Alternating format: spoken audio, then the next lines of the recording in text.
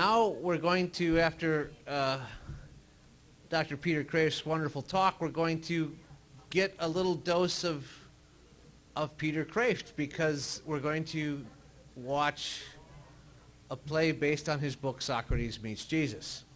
And to introduce it, the man who is staging it tonight, the one, the only, the producer and manager of Theater of the Word Incorporated, Kevin O'Brien.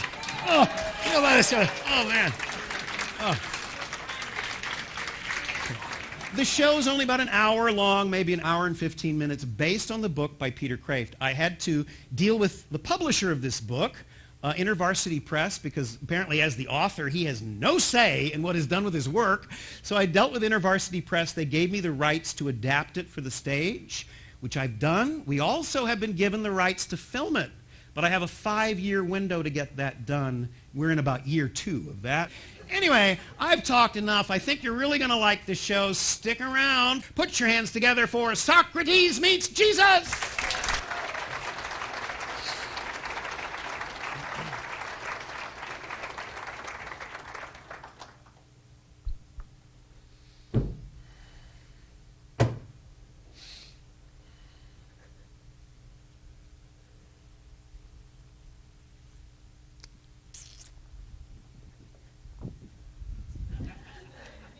Hi, Tom.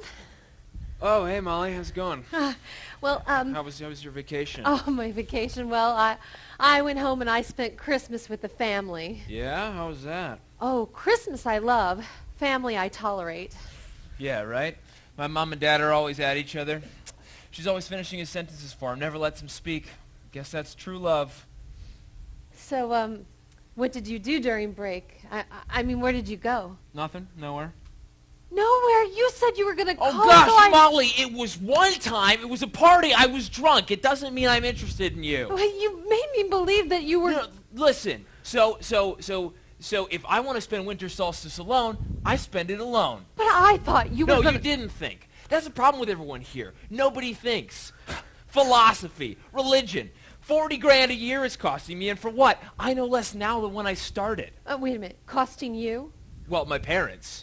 But that doesn't obligate me to spend winter break with them any more than an innocent hookup obligates me to spend it with you. Look, Tom, you can call what happened hooking up, Yeah. but it wasn't that. We talked. We got to know one another as friends. At least that's what I thought. Molly, we can't be friends. And why not? Well, for one thing, I'm not a very friendly guy. And for another thing, you're not really known for having the best taste in friends. What do you mean? Oh, gosh, Molly, they're all over the place. Socias, emos, jocks. There's no rhyme or reason to any of them. Well, then you should fit right in. Ha! You don't know the first thing about me. I'm a serious thinker. I'm I'm a okay. Marxist. I'm a deconstructionist, a Freudian, and a skeptic. I'm okay with that. And I'm certainly not in Christology class because I believe in God. I'm okay with that, too. You're okay with everything. Look, I'm a good person. I tolerate everyone. I'm okay with all things, all ways.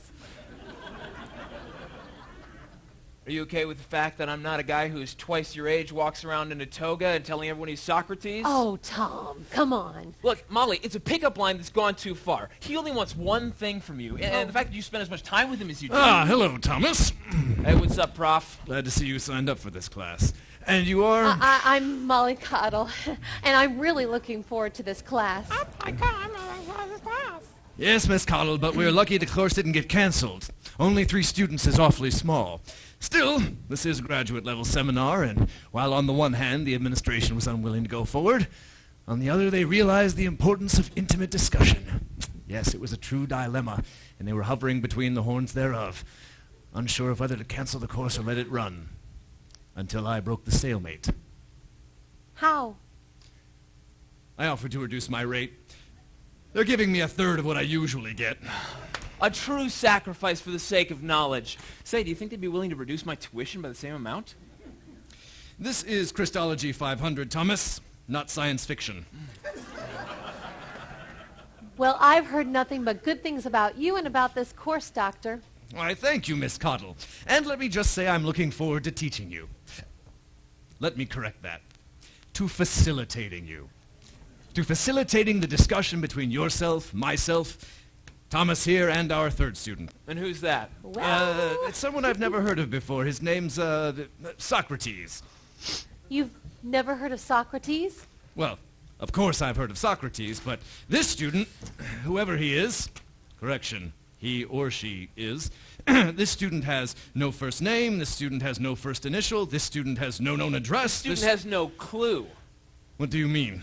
All right, look, so the end of last semester, this guy shows up on campus wearing a toga, telling everyone he's Socrates. Doesn't know where he is or how he got here. Last thing he remembers is drinking the hemlock and falling asleep. I see. Yeah, so then he starts making friends with some of the students, right? Like Molly here. Starts sitting in on lectures and peppering the students with questions, and the instructors too. First, I thought he was, one of those homeless guys who show up to the faculty receptions for the free finger food. But this guy plays the part to the hilt, and some people think Some people think he would be a good addition to this class. Really? Why is that? Well, when I first met Socrates, he was wandering around like he was really crazy. Which he is. He said he couldn't get a handle on things like cars whizzing by and planes roaring overhead. He said he didn't have things like that in his day. So I played along and I said, well, of course not, Socrates. This is the modern world. This is progress. And then he asked me to define my term. To define progress? He's always doing that. He's always asking people questions and making them think. It's called the Socratic method.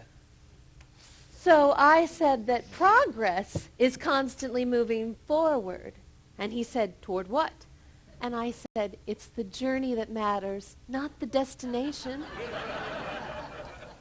Very good! Well, he wasn't satisfied. Oh. He said that if progress were good and if progress meant advancement, then we must be advancing toward the better. And I said, well, we have. I told him that compared to his day, these days were a lot better. Why, we have control over nature. We've cured most diseases. We have central heating and air conditioning and television and telephones. What did he say to that? Well, then he says, if you progress to the better, people must be happier now than they were in my day. And I said, well, I think so, but I'm not ethnocentric. I don't think it's possible to compare two cultures. Excellent, Molly! You make a wonderful student. That's a wise thing to say. Actually, he said it was foolish.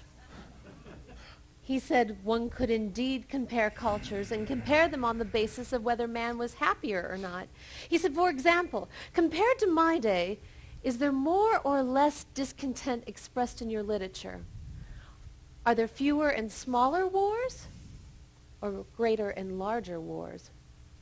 Are there fewer people leaving their jobs, their homes, their wives, their lives, their husbands out of discontent? Or more? And I had to admit there was actually more of all these things, and he found it impossible to believe. So this so-called Socrates doesn't seem to think much of progress, eh? Progress is the modern god, Professor, and Socrates is knocking it. Maybe I was wrong about this guy. I think I'm going to like him after all. Seems like an iconoclast. Well, he certainly seems like he'll be interesting. Oh, he's not just interesting. He's Socrates. What do you mean? I mean, he really believes that he's Socrates. If you ever wondered what Socrates would say or do in any given situation, just ask this guy. Well, then we have the perfect opportunity. The perfect opportunity for what? To burn down the church and bury it. To apply logic and reason to myth and fable. To watch the world's greatest thinker tear to shreds the age-old lie. I mean, that's what this course is about, right, Professor? Debunking the Christ myth? Jolting our minds awake from the opiate of the masses, right? Thomas, the purpose of this class is to explore the Christ event. Oh, it's going to be more than that. We're going to find out what happens when Socrates meets Jesus. Boom. What do you mean? Well, Socrates was the greatest thinker of the ancient world, right? Yeah. And he died 400 years before Jesus was born, right? Yeah. So, if the real Jesus ever met the real Socrates, well, speak of the devil. Oh, the devil? Oh, I thought this was a class on the person called Christ. Perhaps I'm in the wrong room. This guy. No, Socrates. My name is Dr. Nuance, and this is Christology 500. Ah. I believe you already know Miss Molly Coddle. Yes, Molly. And this is Mr. Thomas Skeptic. Socrates, my man. Boom. Professor. Before we get started, I'm curious about one thing. Due to the advanced nature of our discussions, admission to this class is by permission of the instructor. And yet, I do not remember signing off on your registration. Not that I don't welcome you here. Well, it's just forgive me, Professor, but I have no knowledge of the intricacies of this beast you call registration. All I know is the gods have sent me here. The gods. Or the God. That is what I'm trying to find out. Is God one, as you believe and as I suspected many years ago, or is he many, as my fellow Greeks or pagans, as you call them, believe? Oh, that's right. You drank the hemlock, went to sleep, and woke up on the campus of Havit Divinity School 2.5 millennia later. Yes, with my student ID in place and course registration complete. Registration without standing in line? That's the real miracle. Taking classes without paying a fortune? That's more miraculous than your resurrection. Or his. Whose? Oh, well, the Christ event is the Christ event is the primary subject in which we study in this class, didn't you know? It's the central element, yes, of Christianity. The Christ event? The Christ event, yes. And the resurrection? The resurrection from the dead, yes. It's the central element of the resurrection event, yes. Why are you doing that with your fingers? It indicates quotation marks, or in Anglo parlance, inverted commas. Yes, a punctuation device used to indicate that we're using terms. What do you mean by terms? Words. Well, is it not obvious that we're using words? Yes, but some words are merely terms and do not connote anything valid beyond themselves. Professor, if there are words that do not connote reality, why on earth would you use them? Must you question everything? Yes. That's right, I forgot. You're, Socrates. Very well. I'll play along. You are the world's greatest philosopher, after all, and, well, it's a pleasure to have a philosopher in this class. Professor, you seem a bit uncomfortable with philosophers. Tell me, have you no philosophers at this school?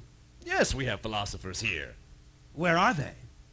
In the philosophy department. Philosophy is not a department. Nonetheless, we have philosophers here. Are they dangerous?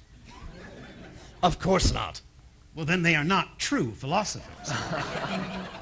Zing! Score one for the ancient Greek.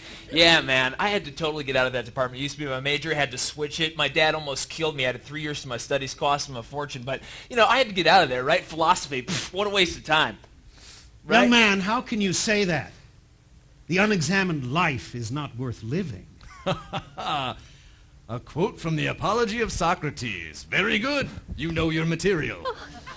The apology, the speech you gave that was recorded by your pupil Plato, that you said it when you were tried and condemned in 399 BC. I just happened to have printed a copy of it off the internet. You just said that word again, that phrase, BC. I've heard that quite a bit here. What does that mean? Well, that's how we mark our calendars. BC meaning before Christ, and AD or Anno Domini in the year of our Lord, or after Christ. Do you mean to tell me that you measure all the years of your history as either preceding or following the life of this one man? Yes, but here at the School of Divinity, we use BCE, before the Common Era, and CE, Common Era. Common. But either way, Christ divides your eras.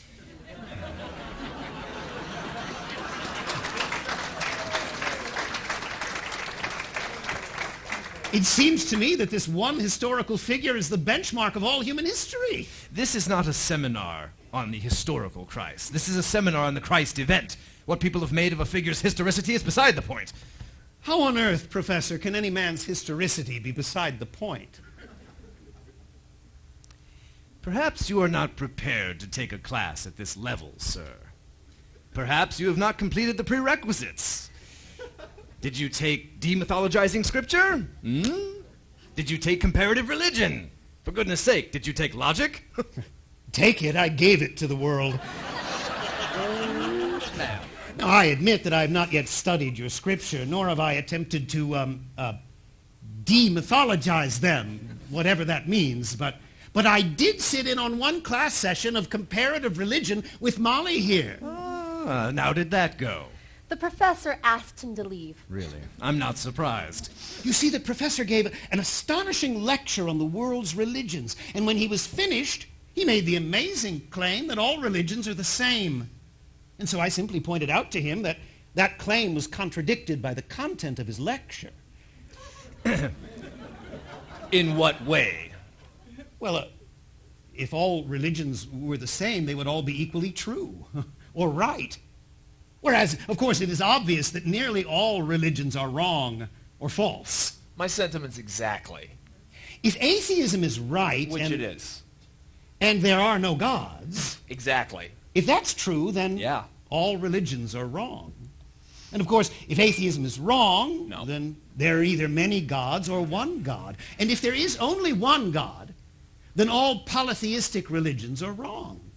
And then if there is only one God, there's the question of this character, Christ. If he was indeed the Messiah, or the Son of God, whatever that means, well then, the Christian religion is right, and the Jewish and Muslim faiths are wrong. I mean, it's really quite simple. I don't see how you can fail to see it. All religions are not the same, nor do they make the same claims about God or the nature of reality. For instance, according to the professor's lecture, Buddhism teaches that the world is an illusion and that suffering is pointless. And from what little I understand of your Christian faith, you believe the world is very real indeed and that suffering can somehow be good. Now, all of these religions may indeed be wrong, or one of them may be right, but they cannot all be right, nor are they all the same. I can see why you frustrated the professors.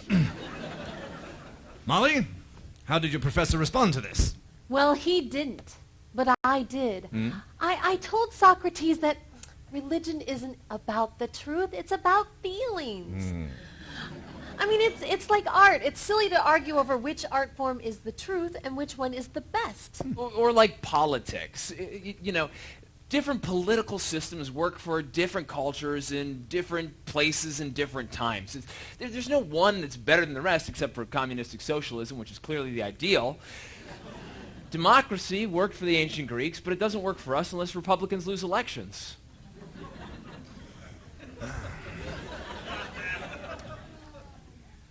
How long have you been here?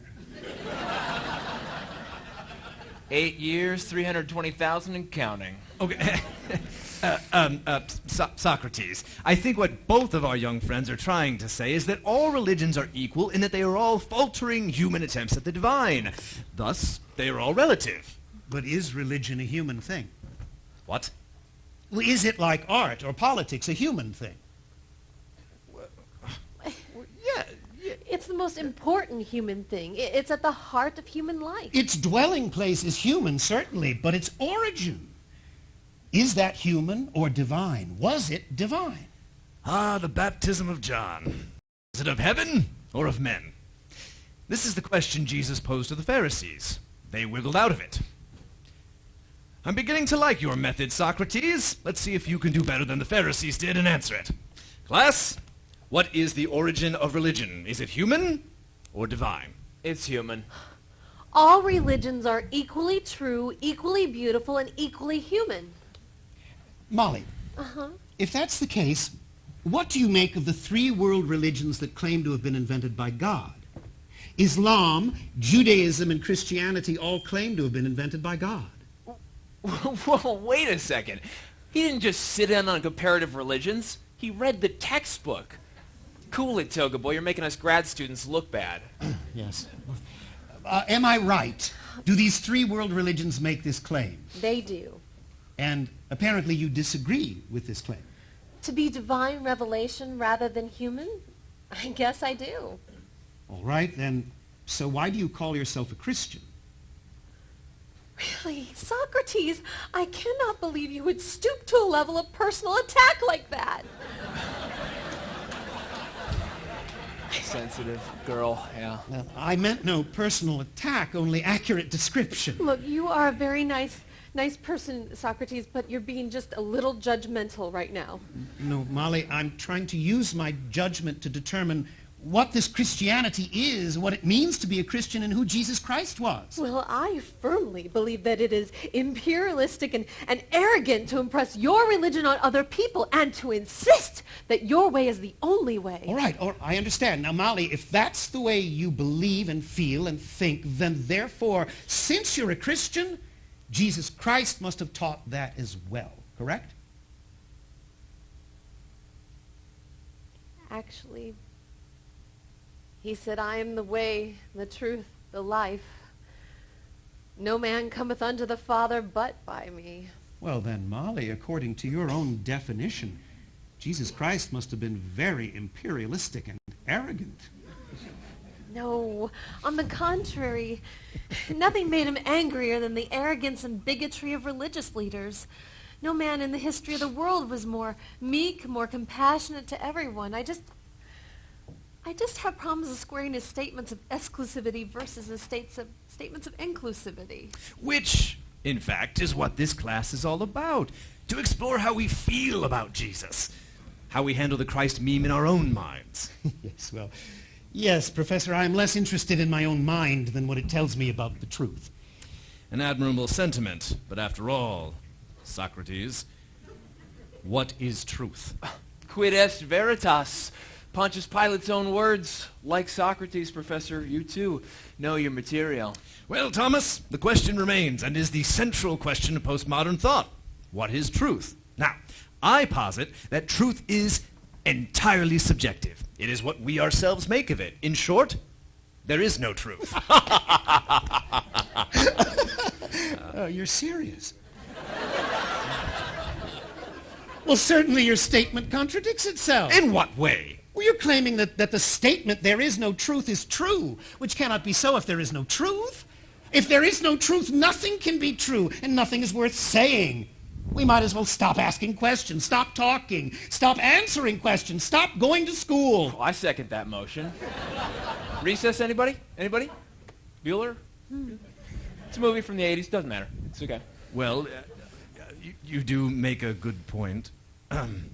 Look, Socrates, I still think you're a crazy nut job, but I'm beginning to admire your guts.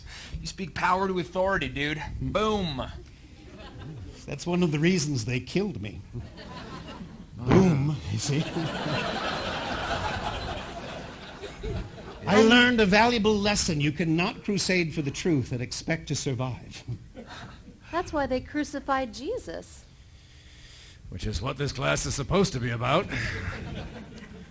And yet, we have here a man who claims to know nothing of who the Jesus figure was. Nor does he come to us bowed and crippled with the baggage of church intolerance and persecution. He claims to know neither Jesus nor what the institution called church made of Jesus. Class, new exercise. I suggest we begin to tell him. Thank you, Professor. I'm okay with that. Oh, that would be very Sounds like helpful fun. to me. I'll ask the questions. They can answer them. By all means! Marvelous. Let's begin with this. Okay. What did Jesus teach? Unity, love, liberation, salvation, and tolerance. In short, superstition. That's a critique of his teaching, Thomas, not a synopsis. Let's try this. Is there any one thing that Jesus stood for above everything else? Love. Love. Would you agree with that, Thomas? What is love? Really, Thomas? That's almost as stupid as what is truth. All right, don't get personal. Yes, I would agree with Molly that the central focus of Christ's teaching was, before it got corrupted and twisted by the white patriarchal capitalists of the Catholic Church, love. The central message is love. Yeah. And that's it. What do you mean that's it? Well, I would have thought that anyone with even a little wisdom would have recognized the greatness of love. Is this what makes Jesus the founder of your faith, the center of your history? But do we not all root for love? Do we know anyone who says, let's hear it for hate? But he was more radical than anyone else What do you mean by that? in the way of love. But what do you mean by radical? As I was just telling you, he was more radical in the way of Well, love. explain that. All right. He taught us that we should love even our enemies. So did I. He was killed for his teaching. So was I. He liberated people from prejudice, ignorance, and sexism. So did I. He taught a high monotheism, So did I. an ethical idealism. So did I. He told people of life after death. So did I. He was a prophet. He was a servant of God. So was I. Are you saying that you're as great as him? Not that I'm being judgmental. I'm okay with that. No, how absurd for me to say that all history should be based upon my life. That would be ridiculous. Everything after Socrates would be A.S., everything before Socrates, B.S. You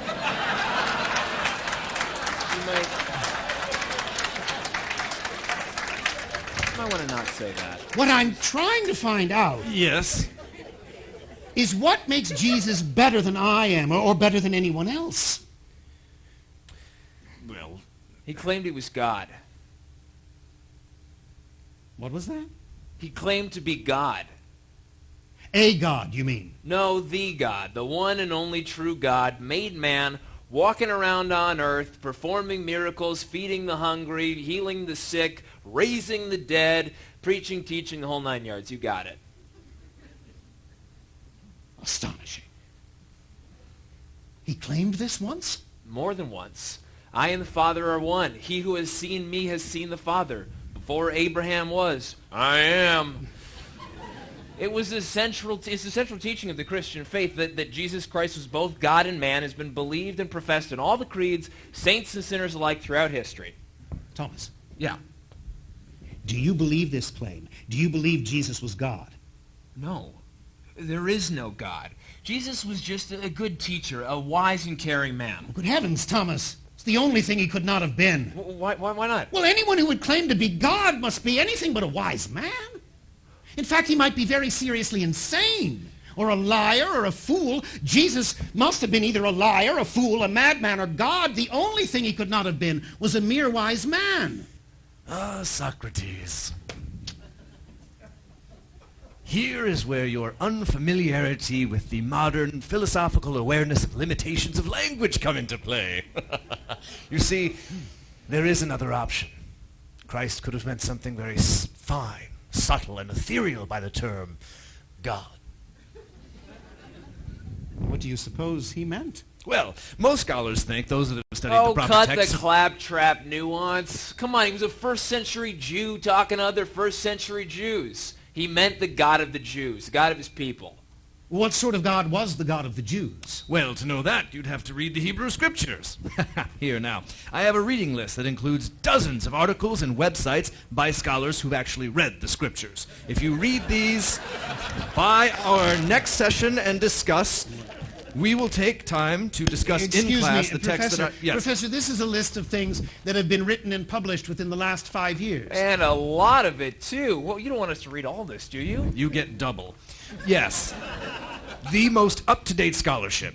But couldn't we get closer to the source, or to the source itself? Couldn't we simply read the Hebrew Scriptures rather than what the modern scholars make of the Hebrew Scriptures? The canon of Hebrew Scripture is rather extensive. He means the Old Testament is more than 1,000 pages long. Well, we have a week until our next session, don't we? I shall read the books of the Old Testament and return in 7 days to discuss them with you. How thrilling, Professor!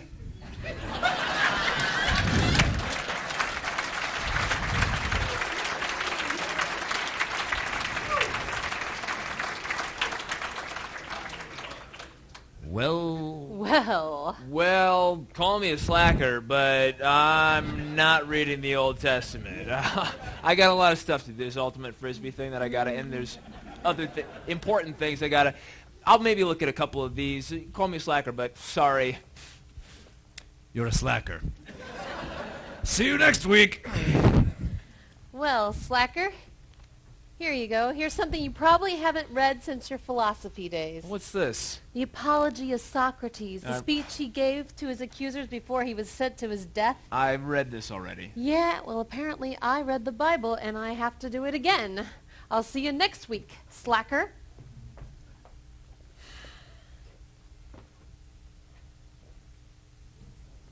Living or dead, to a good man there can come no harm, nor are his affairs a matter of indifference to the gods. That is why I am not very bitter at those who voted to condemn me, nor at my accusers. But one thing I beg of you, gentlemen. When my sons grow up, I beg you to punish them if they seem to you to care for money or if they care for anything else more than they care for virtue. And now the time has come for our departure. I to die, and you to live. Which of us goes to meet the better lot is hidden from all, unless it be known to God.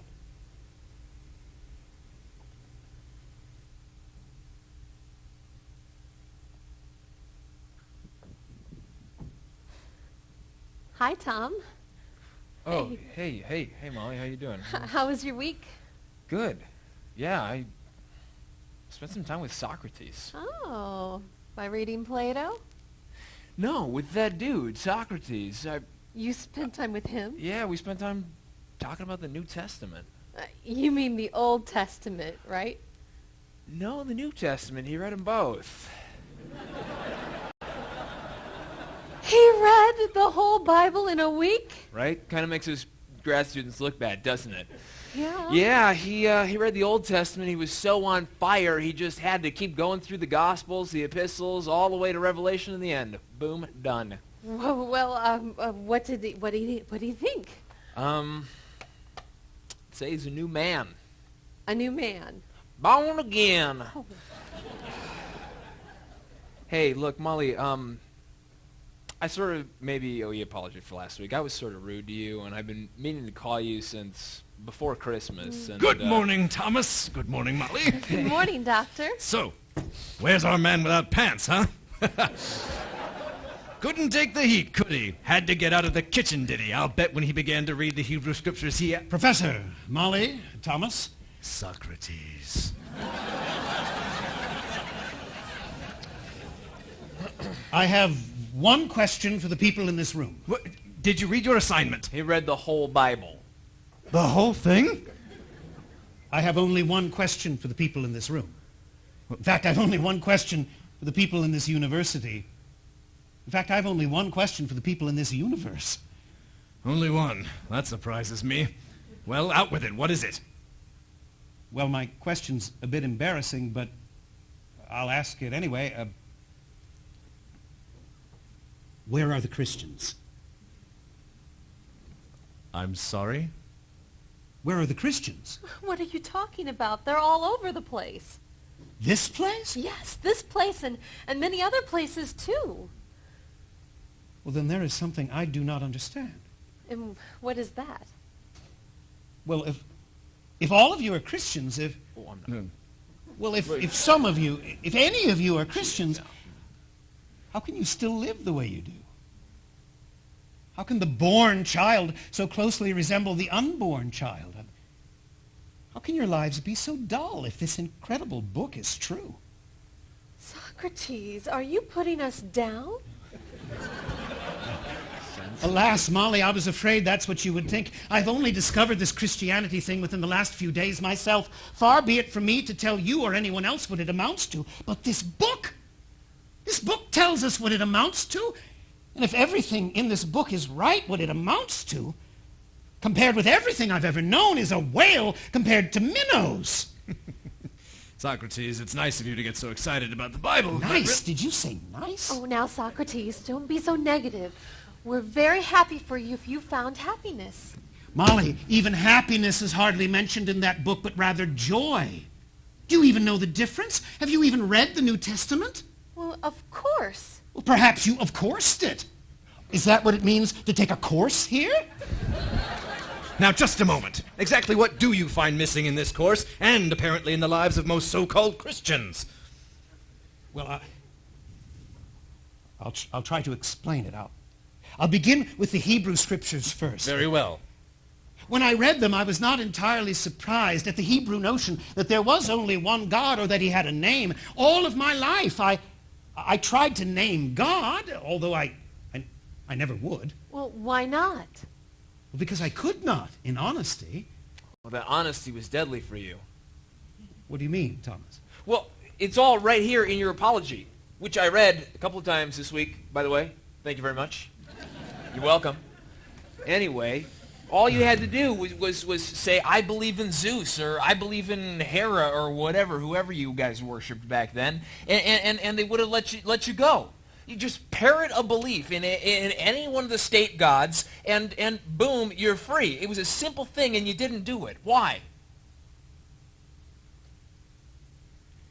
If I had professed belief in one of the official gods, I would have offended the very God I could not name. You see, this unknown God gave me my vocation to philosophy. You mean the God who spoke to you through the Delphic oracle? Yes. He called me. He seemed to set me aside from all the other Greeks, and he told me that I was the wisest man in the world because of my ignorance, or rather my knowledge of my ignorance. You see, all other men thought they had wisdom. I knew I had none. Thus I was wiser than they. But it was obvious to me then, and it's even more obvious to me here and now, that those who claim to know the most actually know the least, especially about the gods. And so I tried to enlighten them, but then they began to hate me.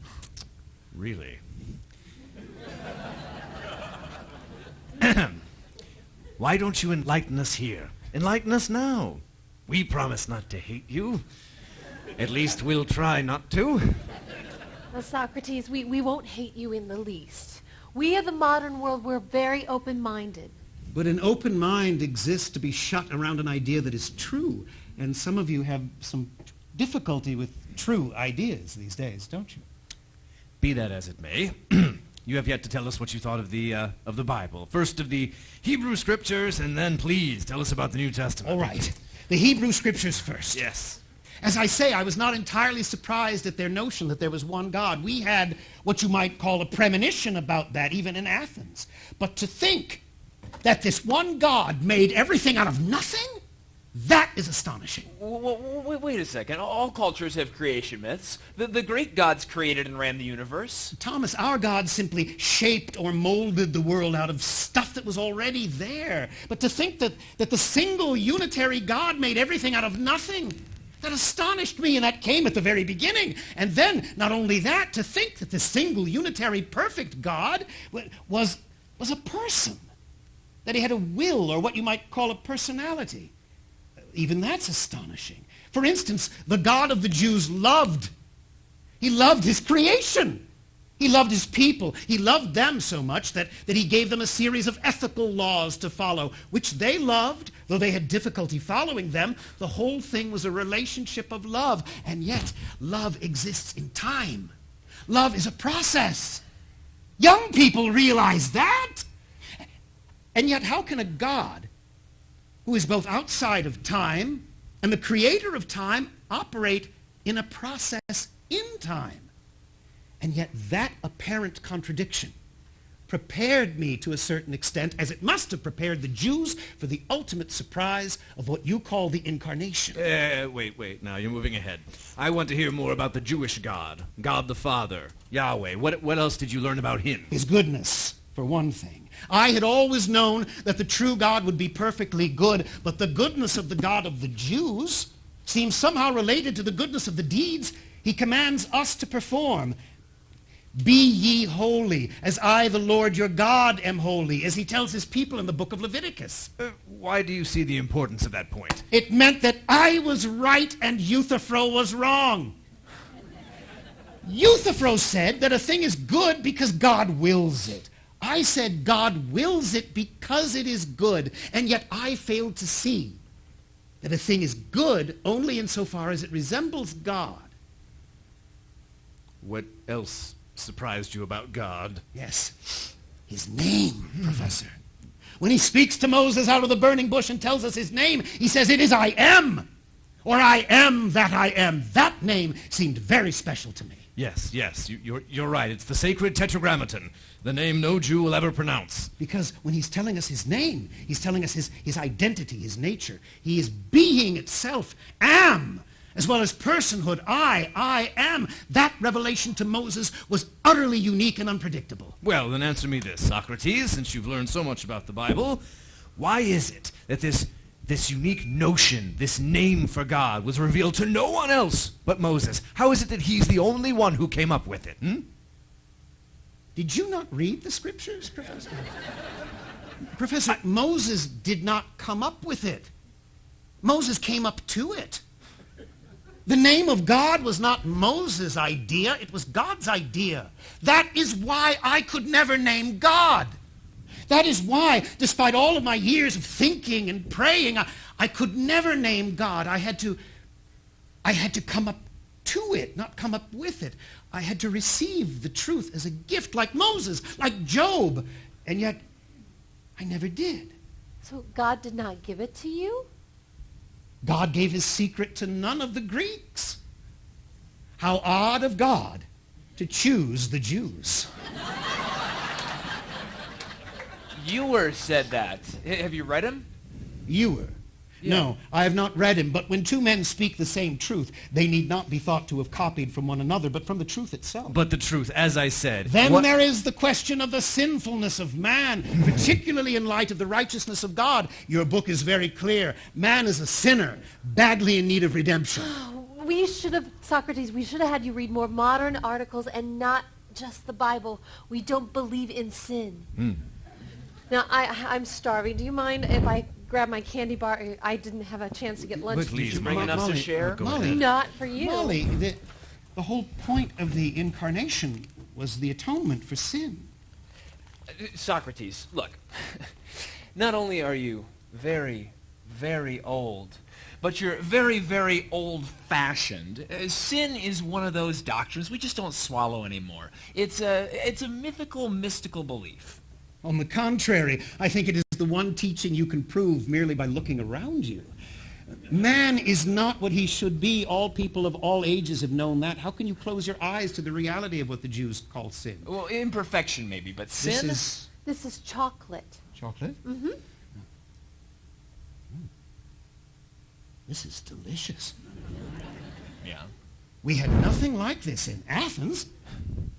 Perhaps I was wrong about progress. Yeah, but it's bad for you. Bad for you? Oh, yeah, it makes you fat. Fat is bad? We thought fat was good, a sign of beauty. No, science has taught us that fat is bad for you. Bad for your heart, your blood, lots of things. Then why do you eat that? Because it's so sweet. But sweetness is a good. Yes. Or an apparent good. Oh, yes. Or a lesser good. Yes. But is not that the definition of sin? The choice of an apparent good over a real one, or a lesser good over a greater one? Look, Socrates, I've already told you, I don't believe in sin.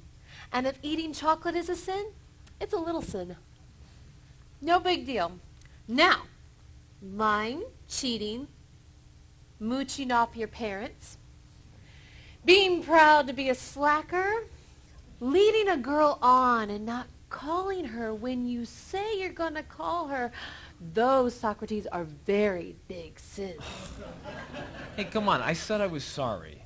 This isn't about you. You think everything's about you. The hell I do. And speaking of which, Socrates, why didn't you just go straight to hell? Wait, I mean, why didn't you jump to that first? That little image from Scripture, twist your toga, endless suffering, eternal punishment for sin. You like that? You object to hell? Hell yes. I mean, heck yes. I mean, it's a horrible, outmoded belief. But is it true? What? It's a simple question. Is it true? Why are you shocked? I'll answer that question, Socrates, since Thomas can't. No, hell is not true. It's a fable. It doesn't exist. How do you know that? Well, because I believe God is loving and forgiving. Forgiving of what? Sin. I thought you said you did not believe in sin. Well, I believe that God is loving and forgiving. And therefore he is not just and punishing? Yes. I mean, no. I mean, I don't know about that therefore. But I know what you're going to say. That it doesn't logically follow that from God's mercy is he not also just. And when I had said that, Molly, then what would you have said in reply? Look, Socrates, if you keep this up, I will just have the conversation with myself, and I won't need you anymore. And that is exactly my function, to make myself dispensable. All I can say for certain is, I don't know. Ah. Well, then, we are perhaps making progress. The admission of ignorance is the beginning of all wisdom. So, Molly, on behalf of this august university, welcome to ignorance. Why, thank you, Thomas. Now you won't feel so alone. Hey, wait a minute. No. You see, your scriptures say something a bit different. They say again and again that the fear of God is the beginning of wisdom. So my question is, how are we to fear a God who neither judges nor punishes us? Socrates, look, if we've learned anything, it's this. If there is a God and there isn't, if he is anything and he isn't, he's not to be feared. How do you know that? Well, we know that he's merciful because the New Testament insists upon it. But the New Testament also insists that he is just and punishing and that hell is real. Well, I reject that. Molly, on what basis do you reject some teachings of Scripture but accept others? I'm just interpreting Scripture in light of my own convictions. But Molly, certainly you should interpret any book or the opinions of any person not in light of your convictions, but of theirs. Well, I never thought. Listen, Socrates, I got something for you here, okay? Those fires of hell and the images of darkness and stuff in the New Testament, they're just that. Images, not to be taken literally. Metaphors. The parable of the prodigal son, is that to be taken literally? No, it's a parable. A parable that teaches that God is merciful and forgiving. Yeah. So why do you accept the lesson of the one parable, the prodigal son, which teaches that God is merciful and forgiving, but reject the lesson of the other parable, hell, which teaches that he's just and punishing? I see. Okay. Oh, hey, got it. Boom. All right. Chew on this, okay? Here, look, you're a logical dude, right, Socrates? Here, have a seat. Yes. Maybe you're going to have to make it into a chair again first, but... all right? Let me break this down for you, old school, or like maybe new school for you. Okay, so, logical. God of the Jews. Perfect, right? Right. Boom. Okay. How can God be perfectly just and punishing and perfectly merciful and forgiving? Boom! Nailed it. I have a question. How can God be both a still small voice and also an earthquake? Well, Exactly. oh, I'm so glad we got here. You see, Now you know why this school exists. The fallacy of Christian belief, Socrates. Christian belief is an entire fallacy. Why, think about this. If you keep up this kind of thinking, you'll be an MDiv. An MDiv? Master of Divinity. Good heavens, no, Professor. I could never enslave that which is superior to me.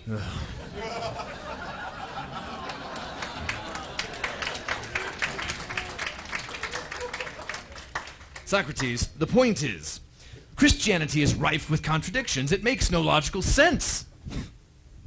Maybe it does. It doesn't. These are all apparent contradictions, but there is one way that they all come together. And what is that? Molly told us last week.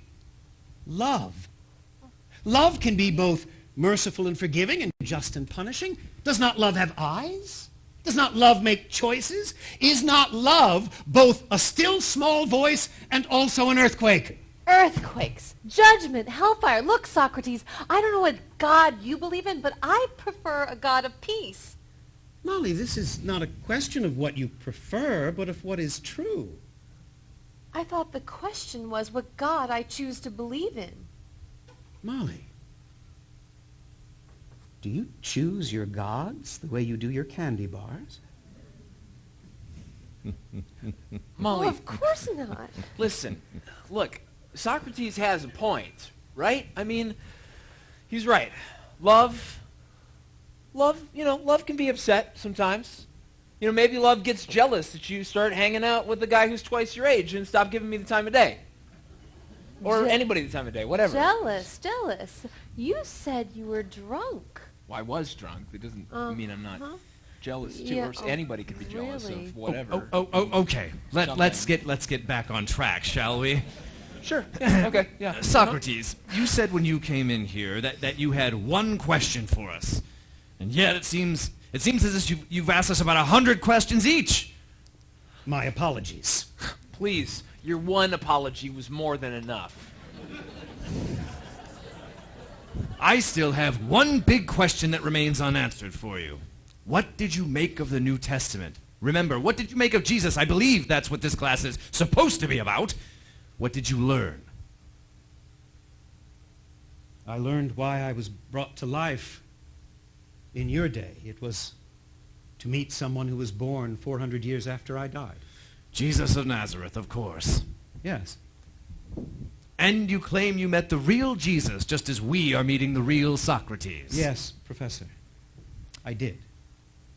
You know, I think it's remarkable what a little bit of psychodrama can affect. Yes. A bit of well-played pretense really can be instructive. I think it's even more remarkable what a real live person can affect. All right. I mister. am no pretense, Professor, and neither is Jesus. The identity of both of you is certainly in question. Well, to you maybe, but not to me. All right, answer me this. What exactly do you mean when you say you met him? I mean that I met something more than a pretense, just as you are meeting something more than a pretense of Socrates. Just as Oh. I see. Very clever, Socrates. No, Professor, you're wrong on both counts. What do you mean? You do not see, and I am not very clever. Do you claim to have had a mystical experience? Is that what this is about? Professor, I claim to have met a person. Is that a mystical experience? You and I have met. We met last week. Was our meeting a mystical experience? From where I was standing, it looked like love at first sight. What a line. Come on. I think Don't I get heard- personal. Oh, yeah. Well, I You heard two, that enough. one. Sit down. Sorry. Now look, Yes. Socrates, or whoever you are, when you and I met last week, for whoever you are, whatever you are a person. But when you read the New Testament, you did not meet a person. You merely read a book. I did not merely read a book, Professor. The book was not the object of my experience, but the medium or occasion. Like a sacrament. A what? Catholic thing. Part of my past. Forget about it. Doesn't matter. You have a past? It's clear I don't have a future, at least with you. So let me get this straight. Thomas Skeptic has a personal history. I wonder if historical Tom is anything like historical Jesus. A riddle men twist to their own ends. Sure, men deny my true purpose in life all the time. And so do you. And you know what? I'm not okay with that. Because if you would do something with yourself, maybe you would see you do have a future, even with me. Do we have permission to move on? Are you done? Yep. I grant it, Thank sir. you very much. Now, I want to follow up on something one of you said, however. One of you said that men twist their interpretation of the historical Jesus in order to suit their own ends. Yes, let's follow up on that. For it seems to me, Socrates, that this is the essence of organized religion. What have you to say to that? Well, I have no doubt that people would twist this Jesus to suit their own ends, but this book is very clear about who he is and what those ends were.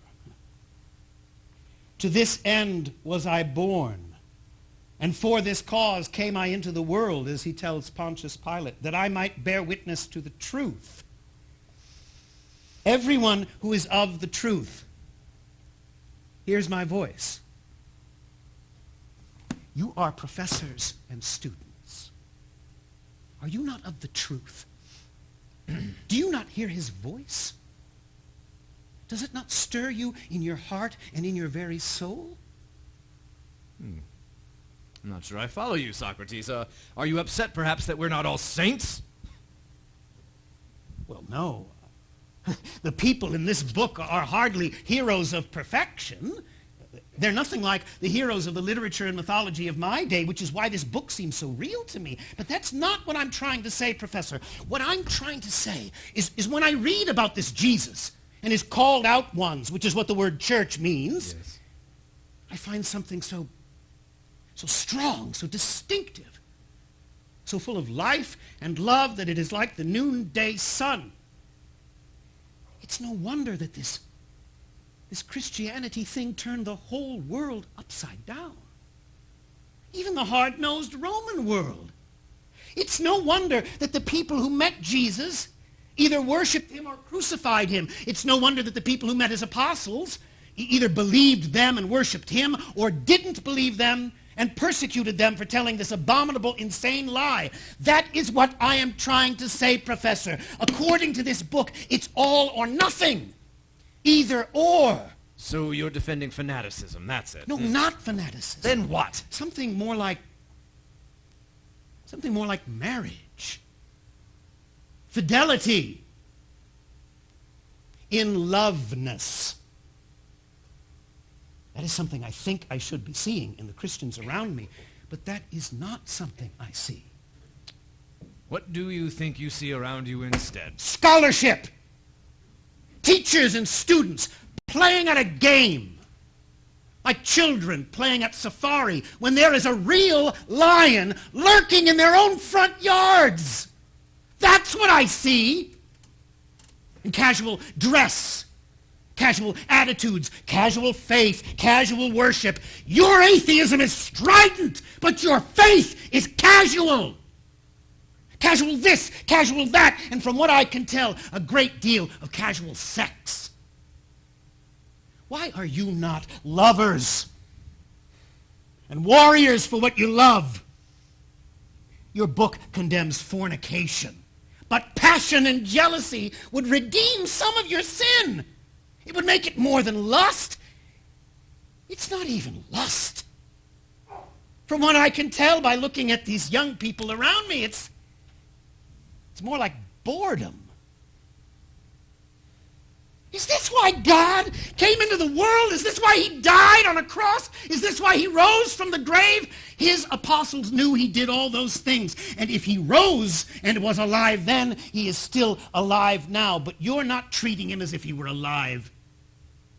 He's alive like an animal, more alive than an animal. How are you treating him? How are you treating him? You're treating him as if he were a picture on a wall or a bump on a log. Did you ever sit down on a bump on a log and find out it was a frog?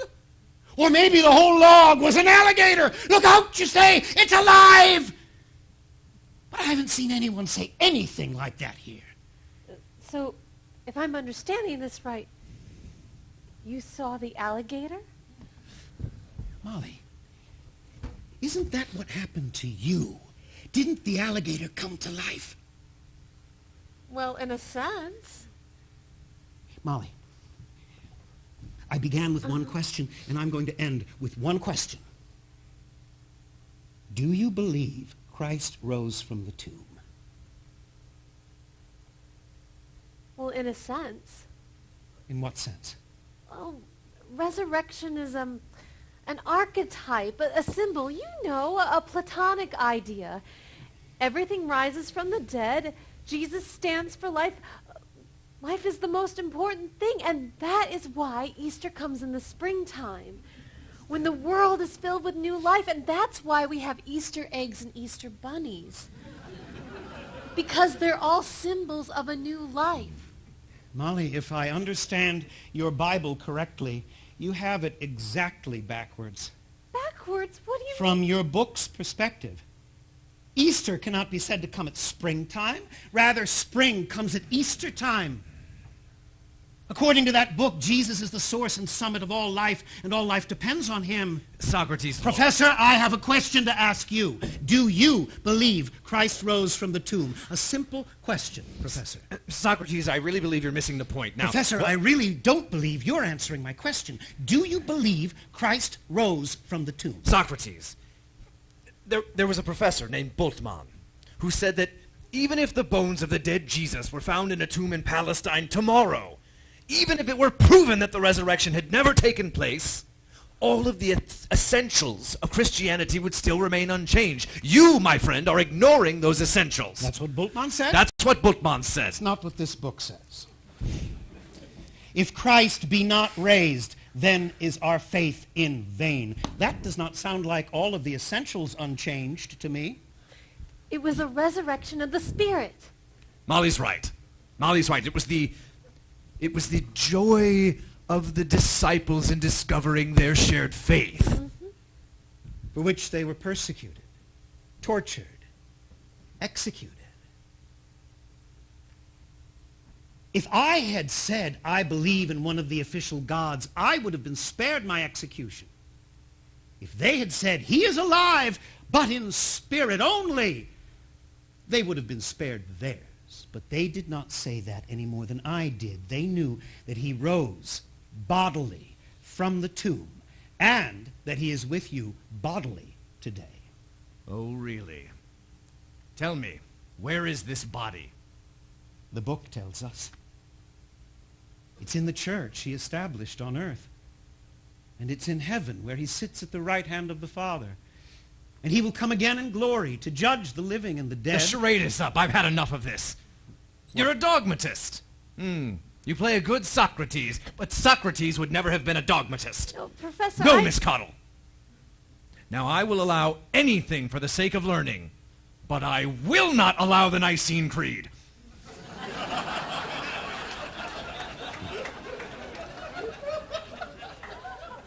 The what? And that's another thing. Explain this to me. All you've read is the Bible, correct? Yes. Then how is it that you quote from a creed only formulated 4 centuries after the death of Jesus? How do you quote from it just now? Explain that one. I had one. no idea I was quoting from any creed, but as I said earlier, if two men speak the same truth, they need not be thought to have copied from one another, but from the truth itself. Oh, truth. Smooth! I've had it with you, mister. Now you get out of here before I call security. Your posing is over. Get out! Yes, I'm sorry. Get! Professor, I'm leaving. I'm leaving. You do not need to get excited. This is not the first time I have caught trouble for speaking the truth. Oh, there's that word again. Out! Professor, out! Professor, I'm leaving. I'm leaving. Professor, I will go. But I want to ask one last question. I want to present the question to our resident skeptic Thomas. One final question, and then the time of my departure has come, as I said in my apology. You mean, as St. Paul said in his epistle to Timothy? Well, yes, that's right. 500 years after I did. The pervasive influence of truth. Socrates? I'm sorry, I won't say that word again. Go on. Thank you, Professor. Thomas, do you believe Christ rose from the tomb? Of doesn't. He's an atheist. Huh. My mom always answers questions for my dad, too.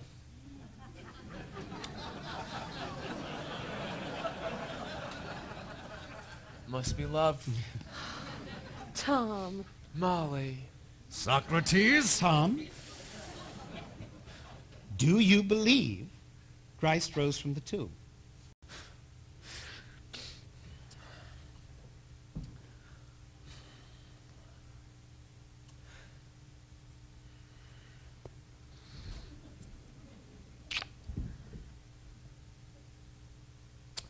Let's take a walk, old man. Let's take a walk and talk about the love of truth. Oh, sorry, Professor, I know you hate that word. Love of wisdom. Man, that's better. Hey, that's kind of got a ring to it. Love of wisdom. What's that in Greek? Love of wisdom in Greek.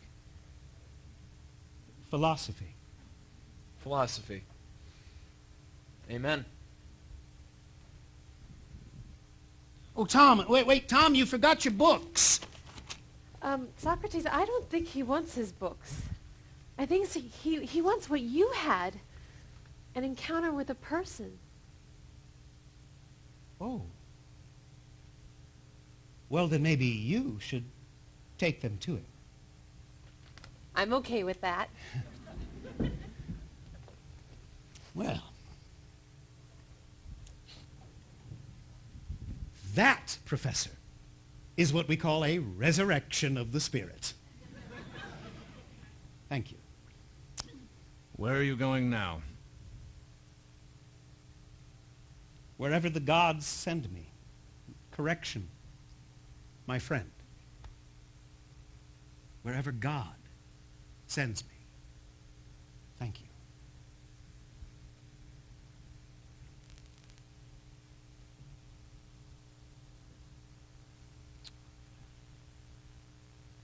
Socrates, come back to life.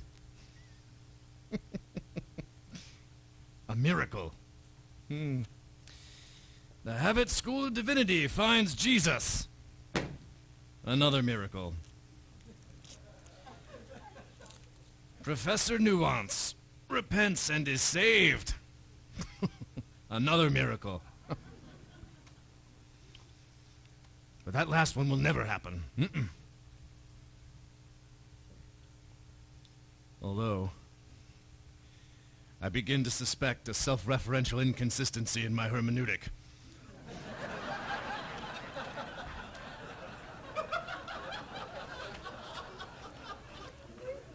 I need another one of these.